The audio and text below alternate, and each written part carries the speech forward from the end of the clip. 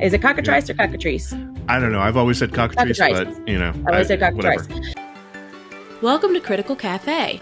Join us as we chat about the latest episode, the campaign as a whole, and Critical Role in general.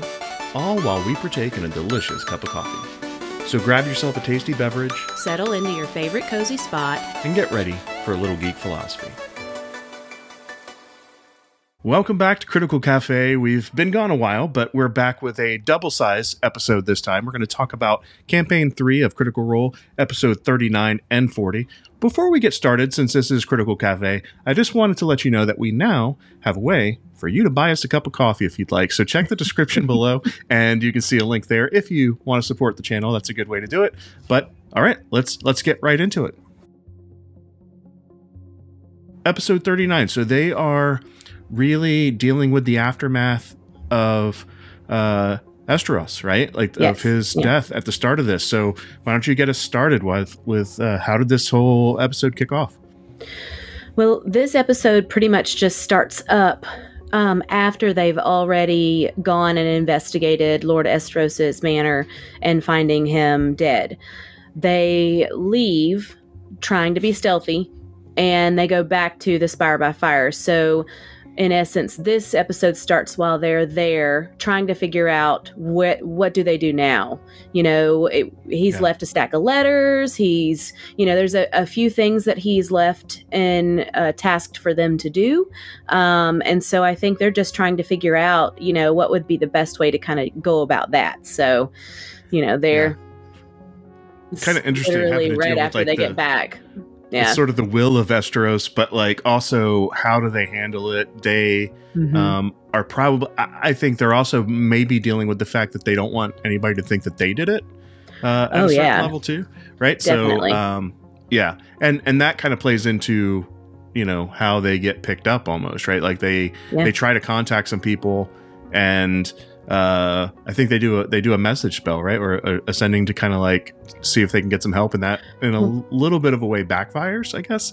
I think in the letter, or he had let it be known, Lord Esteros had let it be known that he trusted Mistress Shishadre.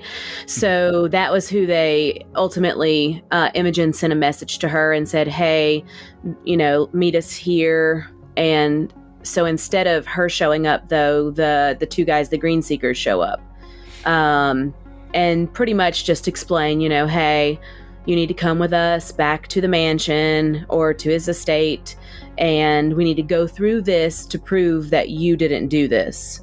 Yeah. So I love those characters, by the way. I think they're a great cool. Recurring characters to bring in.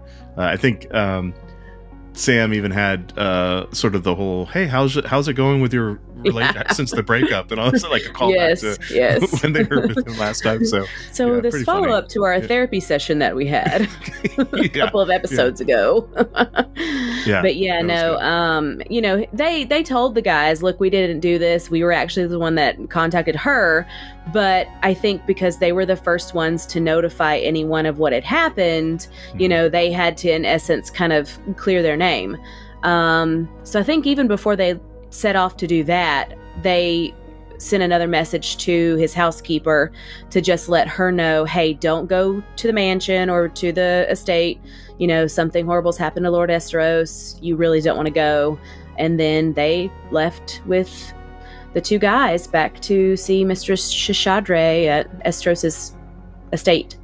So which that was interesting. Like heading back to that scene and sort of going back to answer questions, but not only answering questions, but they had an investigator there that was sort of really interesting. I don't know. I know you had it. She was really cool. Yeah, she was super cool.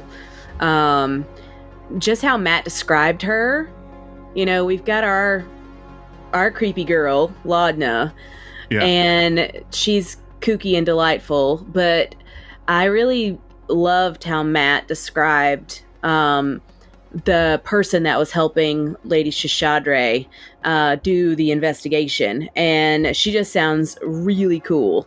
So she ends up being a grave cleric, and Dusk Weaver, Duskweaver clan, or something along those lines. But she was super cool. She cast was it Speak with the Dead? Yep. And it's interesting that like I don't know if this has happened yet in the campaigns. It probably has, because there have been 3 campaigns now. But like, this is the first time I've seen an NPC do this in front of the players. So I know in campaign 2, Caduceus used to use Speak with Dead a lot to get more information from their side. But it was really interesting to have them sort of on the hook for this. And luckily, what the Estros said was to their benefit. But it was, you're right, it was sort of interesting to see an NPC use this as an investigative technique.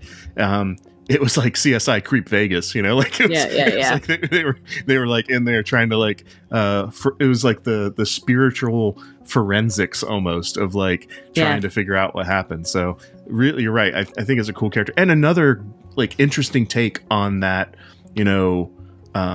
grave domain type cleric, because really that's what Caduceus was in campaign 2, and he had a whole different take on what you could do with that. And I really it shows the flexibility of tabletop role-playing games, where you can take something that has a certain mechanic and really flesh it out. So I don't know, I thought it was a really cool character. She was really cool. Thankfully Estros kind of roused a little bit and very creepily said that the Bells didn't have anything to do with his death, that they needed to be able to continue their investigation. And I think he named Odahan, and he was able to tell them who murdered him.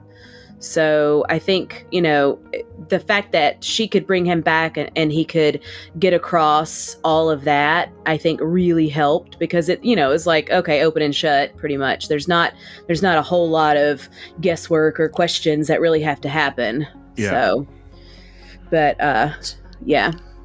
So what's interesting too is, it didn't kind of just end, because, meaning like they still have to figure out what they're doing with the letters that he left, and how to handle his passing, and how to move about sort of with the rest of the campaign, with the fact that he's gone, and the fact that now they have to go and pick up their airship, which was also left to him. So I don't know, what was your take on like how they handled the situation with the investigation and where they were going to go after, as far as like from a player perspective? Do you think like that was, I don't know, like the right way to go? I guess so. I mean, I think it was kind of funny that Chetney chose to open up Shishadre's letter and read it before her, and then they tried to make it sealed back up so it didn't look like it had been tampered with. And I guess that speaks to, I want to say it's more Travis being paranoid than it is. He really plays an investigator a lot, and so he definitely has his moments where I'm like, all right, what are you doing? So I was worried that was going to bite him in the butt, but he was very upfront with her about it, and he said, oh, here's your letter, I opened it, sorry.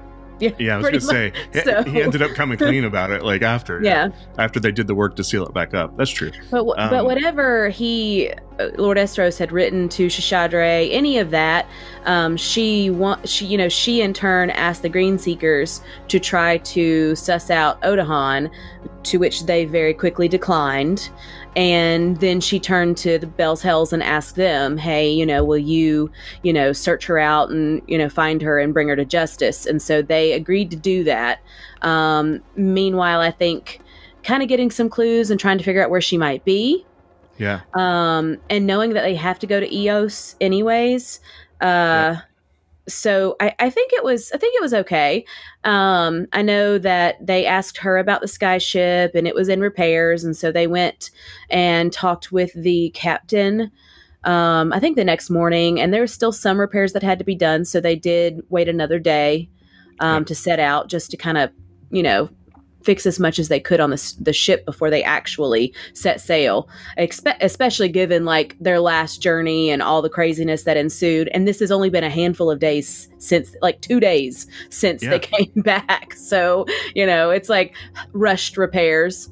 But even with good, Chutney offering to jump in and start repairing stuff too, right? Like, but I agree. I think that it's sort of aligned where, and I don't know, from a DM perspective, maybe this is what Matt was thinking was going to happen anyway. But like, there was sort of this alignment between what the NPCs wanted to do and probably what they were going to do. They probably want to go after Odahan as well, right? So like, I think that it sort of came together with what they were hoping to do, but it was interesting. And then I think they thought twice about leaving, right? Like before the repairs were all completed, and they waited to go do that. Wasn't there something that they had to do in between, or somebody went off to go shopping or to go find something in between before they left? They went and stocked up on stuff. They went and got jewels, and they were trying to make sure they had diamonds and rubies and things like that for any of their spell components.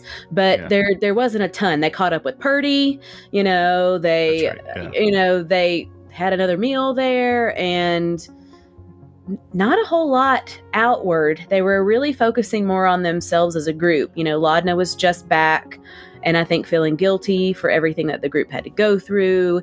And then, you've got Imogen and all this conflict with her mom. And, so I think they did a lot of stuff.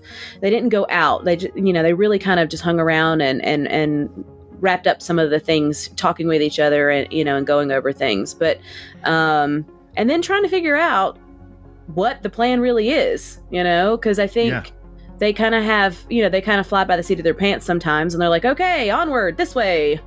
But and really, it has to all go together, because really the overarching thing is the Apogee solstice, which we know Odahan is a massive part of. But they already, I think that evening afterwards, they were even talking about, look, like, we're not ready to take her on. Like, it wasn't that long ago, technically, that they did, and Laudna died. So they're going to go after her, but I don't think we're going to go straight line, try to find her, take her out. It's like there's other things along the way that they've got to figure out and discover, hopefully get some help, figure out a way to, like, handle her, because she is a nightmare. And it kind of like shows, because part of what they had to do before they left was figure out, okay, how are they going to go? What's the route they're going to take to get where they're trying to go? And that was a big decision they had to make. And I think that plays into exactly what you're saying, is they have other things that they wanted to do along the way. And this is a perfect example of that. Now they have an airship that can take them places much quicker than they would have gone before. And so they can take this path of going and investigating a few things on the way to do other things. So I think it's sort of a good fit for tying up a few different plot lines along the way. So they ended up heading out, and then we had some interesting things happen on ship. So so a couple of things. So why don't you give me your take on how things went? Well, it's been a couple weeks since we watched the episode, but I think the first thing that happened was the Chimera attack. They had it first. Of course, they're rolling. Matt's getting them to roll for their days and what's happening during the day and on their journey. And so, I don't remember who did the roll, but somebody rolled, and it was, a monster attack, and it ended up being a Chimera. So they had to fight the Chimera. Was because of Ronan. Ronan, right? Which, for those of you that don't know, so that is the son of Travis and Laura. So he, I guess, was talking to Matt, and Matt asked what kind of monster you want, and he picked the Chimera, which I thought was really funny to kind of bring that in. Great. And he was like, also, so that's all thanks to your son. and they had, it was really funny, is before the Chimera shows up, they had the cockatrice fight where they started showing up too, and they were, and he goes, oh, and then you realize that the cockatrice, these chicken creatures, were running from something else. They're really running away. Funny, you and I had just been talking about the cockatrice for literally some reason. that day. Well, we were doing our giveaway for our dice, and I was looking up the names for the names of the dice we were actually giving away to people, because I picked them out before writing down what the names were or going back and looking. So as I was going back and putting names to the different dice, one of them was Untamed Cockatrice or Cockatrice. Is it Cockatrice or Cockatrice? I don't know. I've always said Cockatrice, but I always said Cockatrice. So anyways, and I was like, oh, that's really interesting. What does this thing look like? And I was like, oh, okay, that's weird. And then we watched the episode that evening, and that's what they end up fighting. And I was like, of all the weird things, how often does that happen? You have some completely off the wall. It's not a normal name for something. It's not a real animal, you know? Like, how often does that word come up in conversation? And then for it to be... Look it up and see how we say it, too. Cockatrice. Cockatrice. Cockatrice. I know, right? And then for it to literally be like the same day, and it's dice I'm giving away. So I thought that was pretty cool. So I don't remember who we ended up sending it to because we had 5 winners. If you got the Untamed Cockatrice dice or Cockatrice dice, whatever, it's a Cockatrice. You're probably right. Better. So let's do Cockatrice dice because it sounds better. Go ahead and comment. So let us know if you were one of the winners. I don't remember which one of the winners got that one, but it was really funny. So anyway, so they had that battle. Yeah. Ended up doing okay. It was a little crazy, although some of them almost got turned to stone. It didn't happen, but they got stunned. So there's that. Well, and then a couple of things happened with the fight with the Chimera, where we see Imogen's red. She summons a red being to fight. That's right. I forgot about that. Like a void almost, but it's red and purple, and it has psychic abilities. So that was really cool. Yeah. Which first time we've seen it.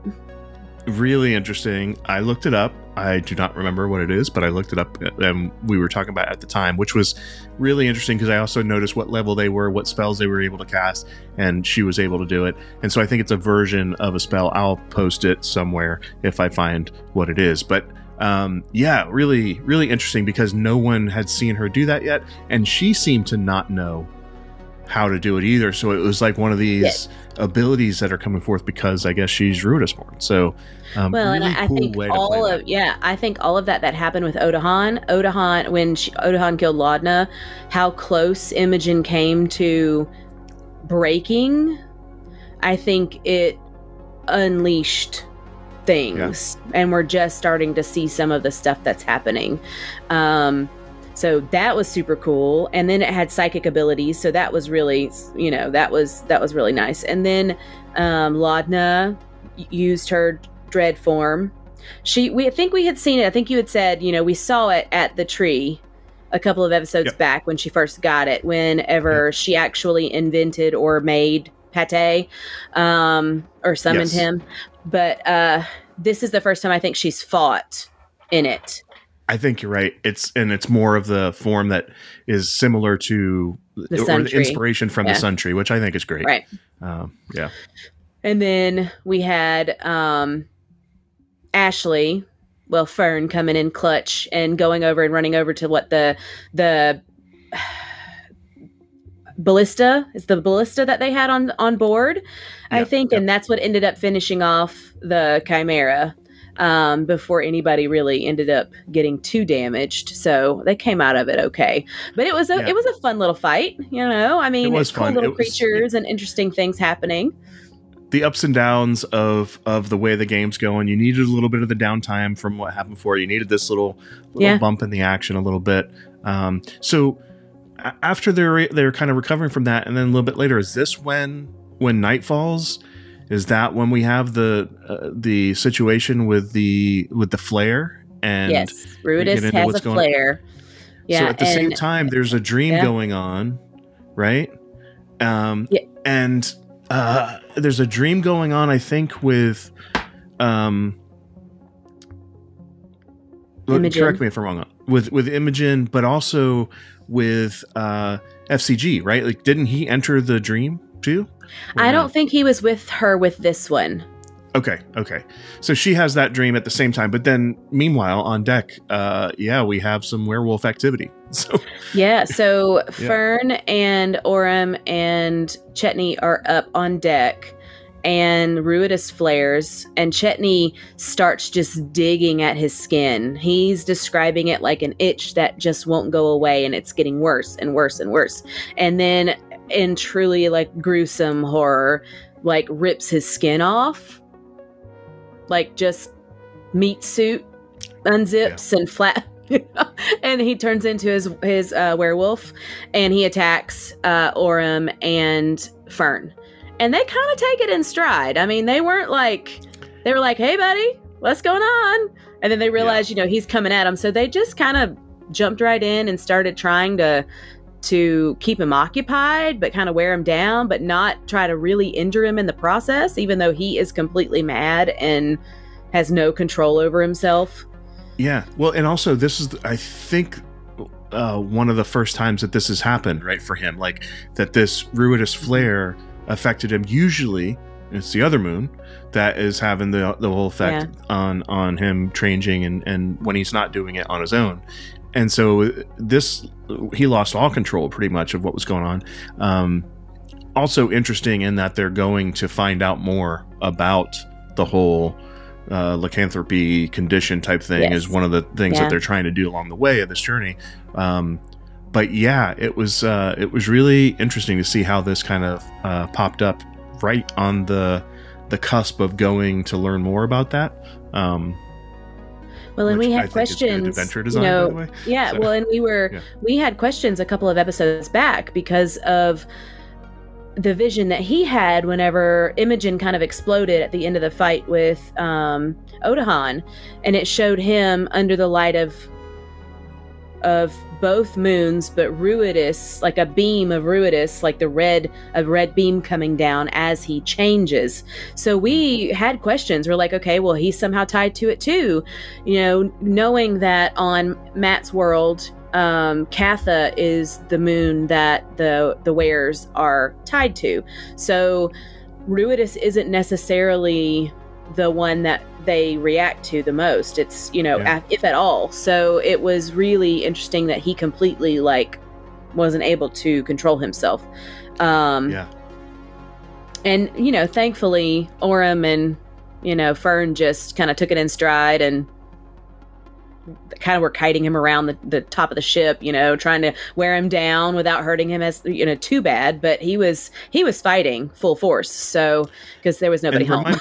Did while this was happening, am I right about did Imogen have that vision or that dream while it was going on? And because remind me what happened in the dream. They happened at the same time because Ruidus flared.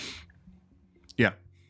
So while he is shifting and fighting, it's like her dream started really nice.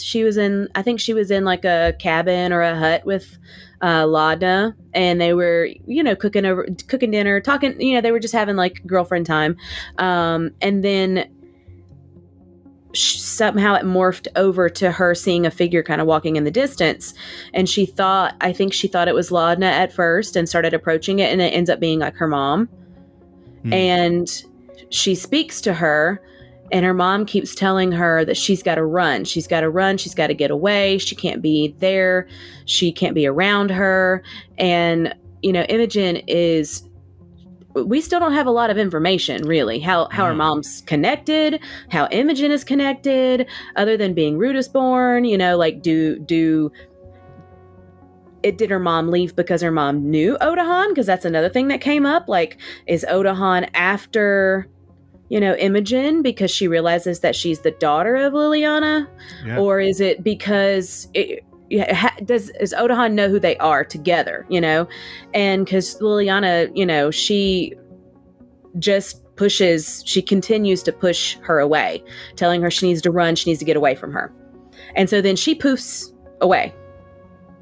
So, tinfoil hat time for a little bit of a thing. Do you think, is it possible that Odahan, Liliana, and Imogen are all same familial bloodline? I'm struggling with that. I don't think that Odahan is related. I don't. I could be totally wrong, but I'm sure I'm wrong, but no, it's an interesting thought, because before, at one point I was even like, ooh, is Odahan her mother? But then I think that kind of got debunked way earlier. So, because she looks completely different and she sounds different, than who Imogen keeps seeing in these dreams. And I just think, I don't know if they're necessarily related, but I do know, I do feel like Odahan and Imogen's mother have history. I feel like either Odahan has sought her out before, or Liliana either sought her out because, she was doing all the research on being Ruda's born. So somewhere along the way, I think they did meet, and I think that it didn't go well. And I think that's what resulted in her leaving Imogen. I think that it opened up a whole lot of, issues and a can of worms, and it put them all in danger. So yeah, I don't know if I'll cast my die over in the category of them being related, but they definitely are connected somehow. Part of me also wonders if, maybe her Imogen's mom was part of the whole, I don't know, we're gonna, lack of a better term, like cult of the blood moon type of thing, or the of Ruidus, where it was like, you got all these people trying to get Ruidus to take power or to unleash something from Ruidus. Right. What if her mom was a part of that originally, but then saw what was going on and tried to leave that, and that's why she's pushing. So maybe she's away, escaped from the cult.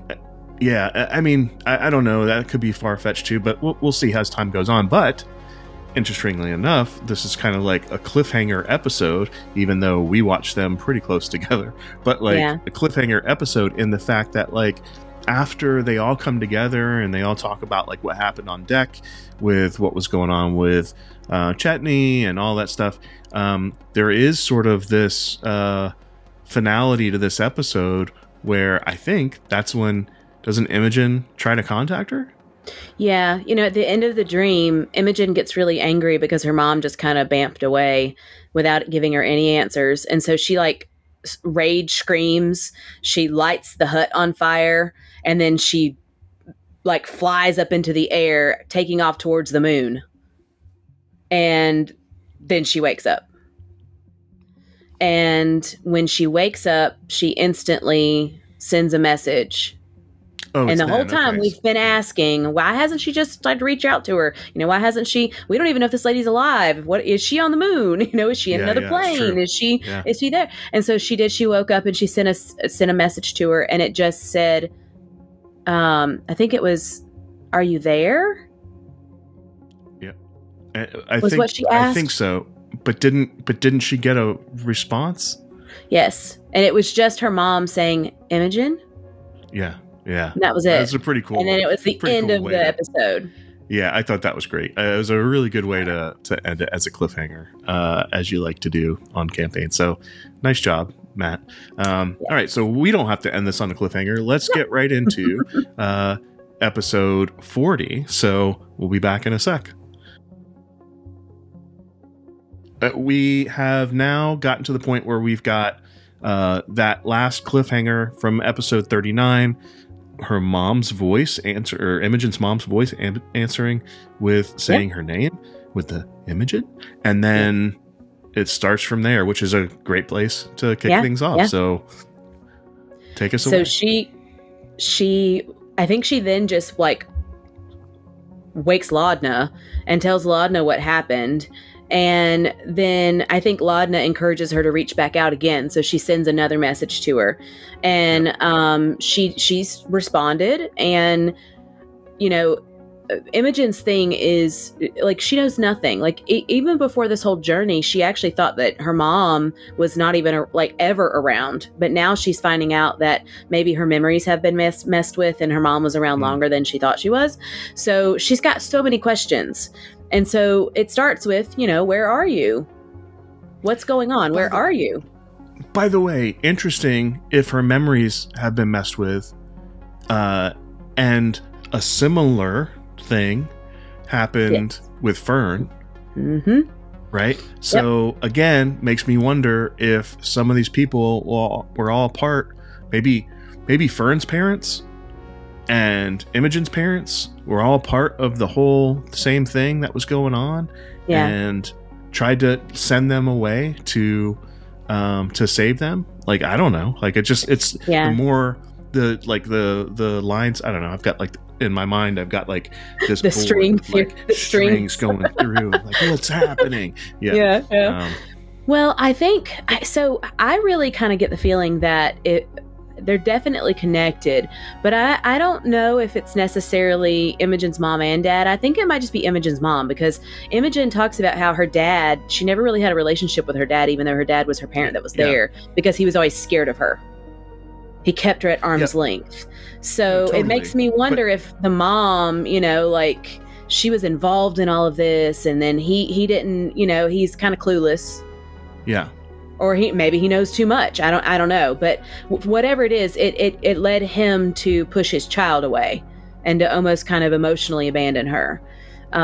So she doesn't really have a whole lot of much to say for her father, or about her father, other than he was just always scared of her. So it may have been that the two of them weren't on the same page in the same way that Fern's parents were on the same page, right? Like, they kind of went off and did their thing together, and left Fern. So I don't know. I think there could be a connection. Imogen's dad, her dad, I mean, who knows? Yeah, I mean, I don't know. I mean, we'll find out, I guess, as time goes on, maybe. But yeah, so really interesting stuff. So, and it was sort of the back and forth between some of those spells. So what is that the point where they get close to? Hello, Romeo. And Romeo. So that's when they decided to kind of keep going, and then they get a little closer to where they were going to not land, but to disembark the ship. Or tell me what happened in between them picking up. The only other thing is with the sending that she sent to her mom responded, and Imogen had all these questions, and her mom wouldn't answer her questions. Her mom just kept saying, you need to go. You need to get as far. I'm not going to tell you where I am, because you need to be as far away from me as you can be. You need to reject your destiny. You need to run. You need, like, stay away. Don't come in, don't do anything. Don't, so, and then Imogen's just like, it's too late. My destiny has found me. Like, whatever is going on is already happening, and I'm on my way. So, and then her mom never didn't respond back. So they get out of the room and go up, and Orem and Fern. So she came out of the dream at the same time that Chetney came back to himself. When the flare was over, they both kind of became cognizant. And so, all that stuff's happening downstairs in the room. So then they come up and they find, Orem and Fern up there with Chetney. And they're like, okay, what's going on? And so they explain what happened with him, and they expressed concern. And, they were very glad that they were on their way to meet the Gorgini. I think I'm saying that right. Gorgini. Yeah. We watched all the Willow stuff, so I keep Daikini, Gorgini. I don't know. like I mean, so totally they went different. To go find Mad Mardigan. Yeah. So Finn Rizal. No. So yes. So they're they took the long route in order for them to head out over the jungle and hopefully find the group of wares that are out in the jungle that are supposed to be able to help train him a little bit better to control himself. And so that's kind of, they're just glad when it's all said and done, that's like their next stop, because obviously he just had this total,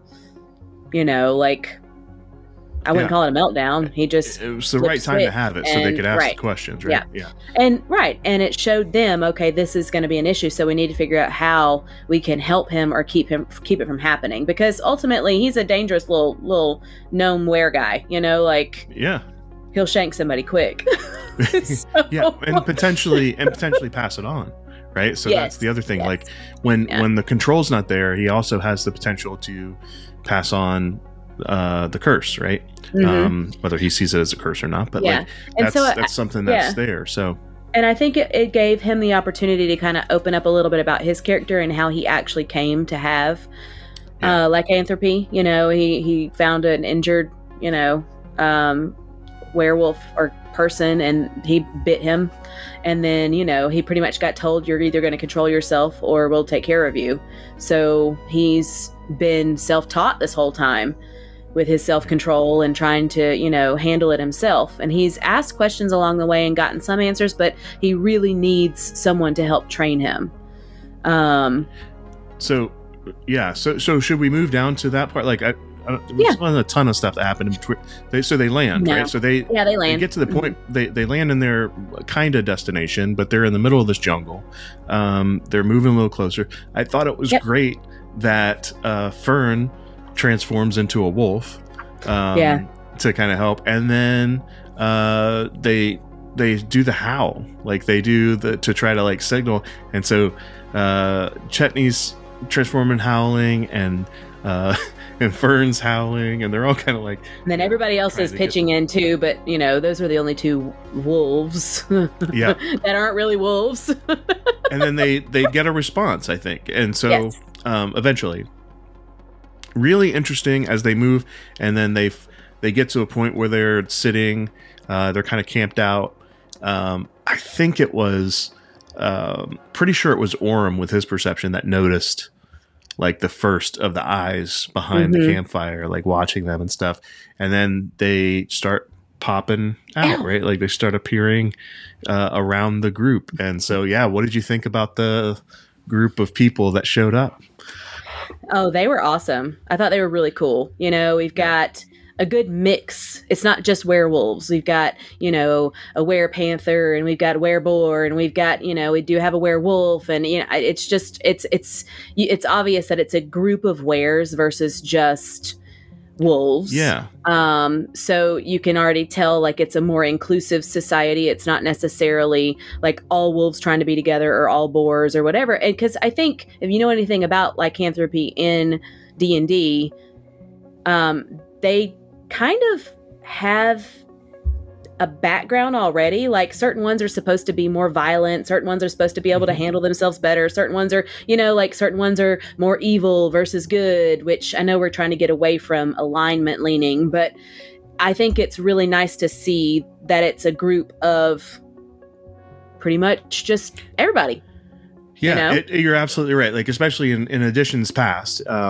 It was sort of like if you were a werewolf, werewolves were considered evil. If you were a werebear, you were considered good. And there were like different alignments based on the animal nature of the lycanthrope. But what I haven't seen before, and it could be that I just haven't played with these groups before, or I haven't seen adventures written this way.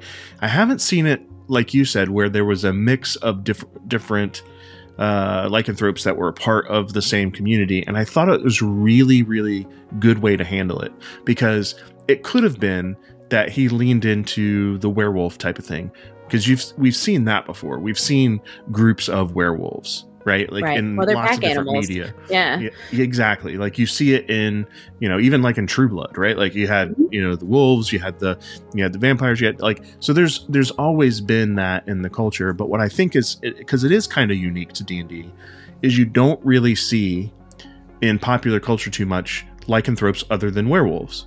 Right. And so even in the, what was it, Underworld series, they were called the Lycans, right? Like, so, like, and so you, because traditionally that's where that, and it was only wolves came from. Yeah. But in D&D, it can't just be that. We got to have some more creativity, right? So it's always been, at least as far as I can remember, back in first and second edition, where you had these different types of lycanthropes.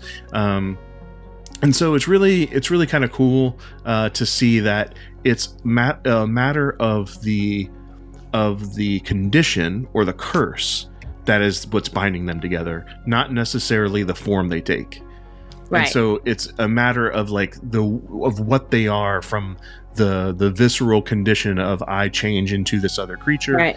And we all have that commonality, even though we're all different in ways. So I thought it was a really good way to handle it.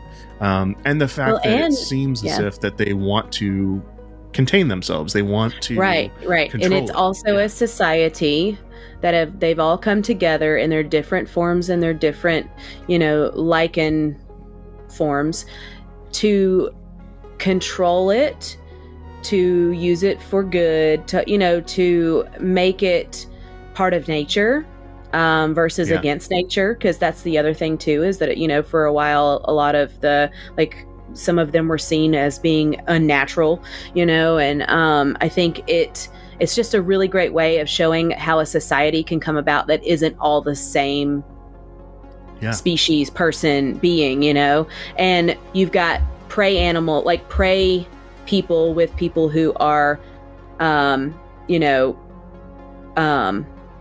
I trying to think?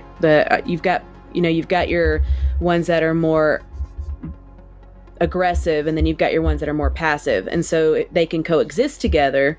Then it shows that it's a higher society, right? It's not just all like bestial, thinking and feelings. So well, and they sort of they have the conversation, they talk it through, but then they take them back to their actual home, their village, their community. Some of them riding on the backs of others, some of them like being carried. It was interesting to kind of see that flow. And then they also noticed, which I thought was really interesting, as they're talking through, and Chetney sort of reveals the fact that he's there for training, and they're like, well, this is going to take a long time to be able to pull this off. Weeks and weeks and weeks. I don't really have a long time. If it works. Like, I need to, can you give me the crash course in how to right. So, and then they start kind of like, hanging out and talking to a few other people. They notice that there's sort of this series of chains around the trees where people kind of chain themselves in, manacle themselves into place in case if they can't control it. So they're even like putting in some type of a rules system in place for those people that haven't learned how to control it yet, which I thought was interesting. And Chetney felt a little vindicated that he suggested that on the ship earlier, which he did, and they kind of actually got some manacles for him back on the airship. But I think that which shows that he's wanting to control it too, I think, at a certain level. And so seeing that they have to do that still sometimes is an interesting tactic to still keeping people together. And and also seeing both of their forms, like seeing this were-tiger in human form and seeing the panther in human form and all that kind of stuff. It was really cool, I think. Yeah, I agree. And it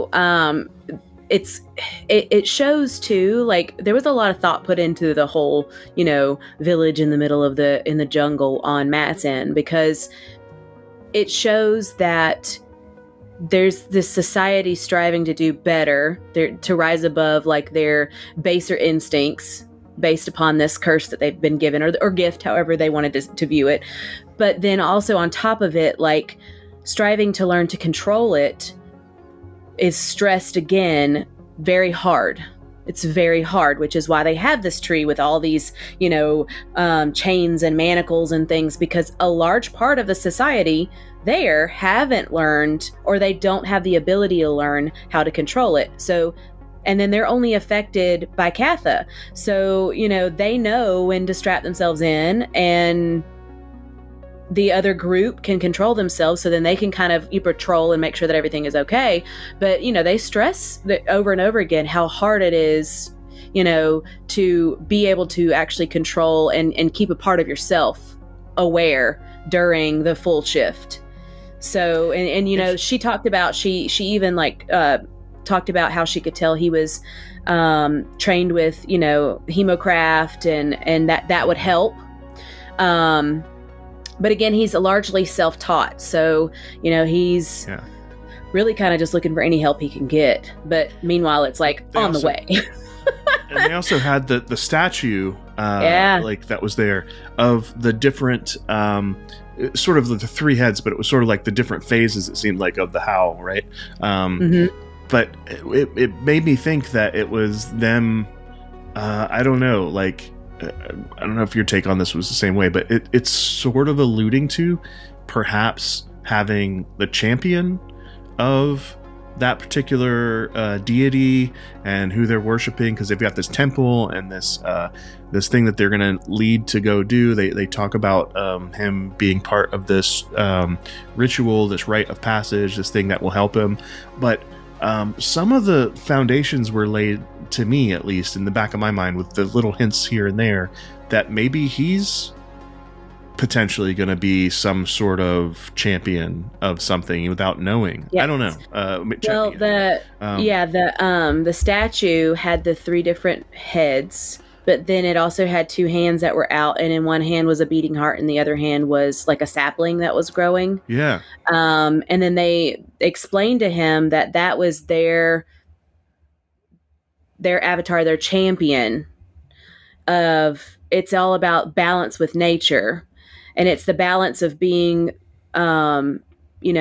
passive, but then also the balance of also being a fighter. It's it's the circle of life pretty much, but trying to stay balanced in it versus too heavy one way or the other, and how they're trying to stay within nature.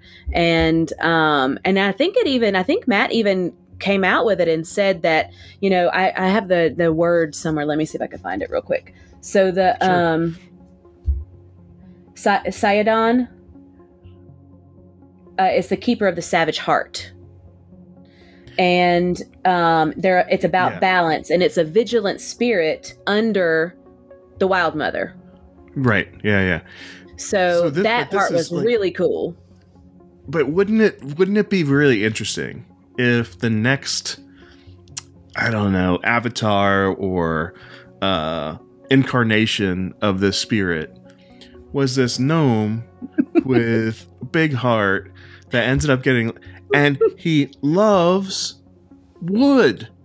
It's the heart and the tree. And he loves cutting people. Any more chutney? He loves, he's so ready to cut somebody all the time. Let's kill him. Let's take him out. It's right. Wood. So it's mix of all these things. That it's totally him. Yes, it is 100%. So, I'm really curious. Found his people. Exactly. Yeah. I mean, I don't know. It's very interesting to me, like how this is kind of pulling together. I'm really so that's kind of how, if I remember right, it's kind of where they leave off, right? They lead up to the point where they're going to be preparing and going to their temple to start this ritual, right? Yeah, I think the lady's name was Annaline or Annalena, was the leader. And, she, after he told him that it needed to be something quick, after they said it was weeks of training, he was like, no, we've got to go. I think she finally came back and said, there's only one thing, I can only think of one thing we could do, and it's a trial. There's challenges that you have to pass, and you either pass or you don't. And it could be potentially deadly for him. Like, yes. He either. And he was like, what does adult mean? Right? And she's like, death, so he could undergo these challenges, and on the other side it's supposed to ease the visceral reaction to the moon, I guess, or it's supposed to help him be able to control it a little bit better. But it's also one of those things where she looks at the rest of the group and says, you guys have to be ready to put him down if he switches on you. Which, are you willing to, take care of him if you have to? Which they've kind of had that conversation already amongst everybody about all of the potential people in that group that could flip at any moment. And, the only one there may be Orem that won't do it. Right? Fern may be in the next one down, that maybe not, but she's still a little out there, but it's not. But light the world on fire and laugh. That's true. That's true. But she hasn't flipped in the same way as everybody else yet, right? I'm sure that's why I say she's probably the next one down, but it's still not unheard of that she couldn't, flip out on everybody. But I think, they had that conversation. I think the reason why Fern hasn't flipped is because Fern embraces her chaos. And so she does random questionable things all the time. She's not so rigid and stuck trying to live this, be a super good person, and so then all of a sudden something else takes over. She's kind of doing it along the way, and she's blunting the edges of things, I think, with her, questionable moral compass, I think, because some things to her, having grown up in the Feywild, aren't really. That's what I was going to say. That's what I think it is. I don't think it's necessarily like an evil bent. I think it's like the Feywild being like the extreme emotion of things. Like you just want to live and be full of life all the time. And I think that's what she's more willing to poke the bear. She's more willing to like, oh, I'd like that. I'm going to take it. Like she's not, it's not like I think that she's out for evil purposes or wants to snap on people. At least that's my take on it. I think she's more like Feywild. If emotions are a scale of 1 to 10, the Feywild kind of cranks it up to 11, right? And I think that's where she lives. So, but she also kind of presents as this, very calm thing, but underneath she's always that ultra feeling, hyped up type of mentality. So having said all that, though, there was that the conversation where they had the exact same thing that we just talked about, where they were like, all right, look, even I think Ashton says, look, isn't it that any one of us could flip out at any one moment? So we have to be ready to take someone out if they have to. So let's try to keep everything in check. So I think as much as they don't want to admit it, they may have to do that if Chetney gets to that point, and they're not going to want to from a player standpoint and from a character standpoint. They're not going to want to. But I think them being aware and being cognizant enough in their group to talk about any one of us at any time could flip out. Let's just hope it's not multiples of us at the same time type thing, like if it's one, you can handle it. But if 2 of them or 3 of them flip out all at the same time with Ruidus as the, defining factor, is potential, it's not potential to not be really good, and that's kind of one of those things, that even Ashton is softening up a tad, like he has this outer hard exterior, but we're starting to see him a little bit more, his personality a little bit more. He's opening up a little bit more. And, he pulled Orym aside at one point and was like, how do you feel? Do you feel all this pressure because you're the only one that's the good one, the only one that's not likely to shank someone in the group? And, just tried to talk to him about like how that could be pressure and how, he hopes that, that he handles it well, and he hopes that if he has any issues, and they ended up hugging at the end. So I think it's just a really nice conversation to have, because you don't really see the softer side of Ashton very much, but it's been acknowledged over and over again that Orym is really just on a quest. He's just trying to figure out, like, find the people who killed his family, tried to kill Keyleth. He's and he's just following the breadcrumbs, and it's led him to this kooky group of people who he loves, but they're also very questionable sometimes. Yeah, totally. I totally love that about that character, and Liam for playing the like most straightforward D&D character archetype, which is the good guy going on a quest to try to help people. Just the hero that wants to stick up for his friends and do the right thing, and like that's sort of been the default for what people think of for years. But like with it being the default of what people would think of, it's never really default of what people have been playing. Like everybody wants to play the crazy character. Everybody wants to play the loner. Everybody wants to play the character with the tortured background. Everybody wants to be unique. And so what's interesting to me is that the kind of straight-laced, by the book, just going on a quest and completing my mission character is really the outlier. It's so funny that is what's the difference, and I think it's great. I think it's such a good. He's almost playing the straight man in the comedy duo, right? Like it's like the one that is just feeding the lines to everybody that's being crazy. So I don't know. I think he's one of my favorites in the group, actually, just because of that. But Liam's also. I always end up loving Liam's characters. He does tend to lean towards being a more serious character most of the time,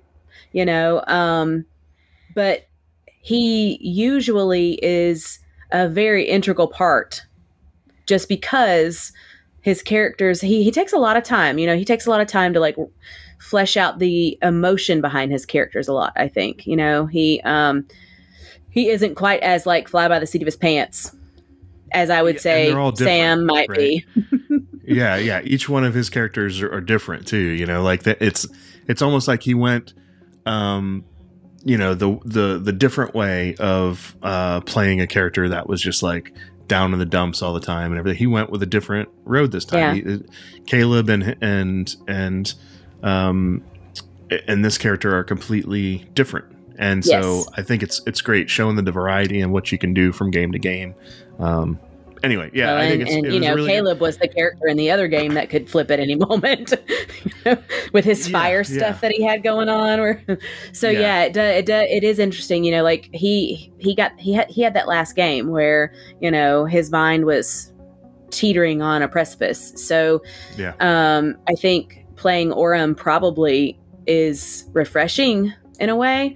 You know, he's not having to come across so tortured all the time and so angsty, you know. He's just this little halfling dude that's, you know, running on along, trying to figure out, you know, what's going on and trying to get some justice for his husband and his father. But also at the same time, you know, he's like the heart of the group. So yeah, I agree. Well, I would say that it was a good way to end that episode, was them getting prepared to go do what they needed to do for Chetney, and them going to get ready for the next day where they go through the trials, or he needs to go through the trials. But also it was a really great way to leave for the break, because that was sort of the last episode for a while. And then they went into revisiting their other characters from the Mighty Nein. So maybe we'll have a chance to talk about that too. But for this last episode, it was a good place to leave off. So in the hole for us. Yeah, exactly. So in the hole. Yeah, exactly. So we'll leave off here too. And we will catch you next time when we talk about episode 41 of Campaign 3. So you guys have a great time. Until next time, we'll see you then. Bye.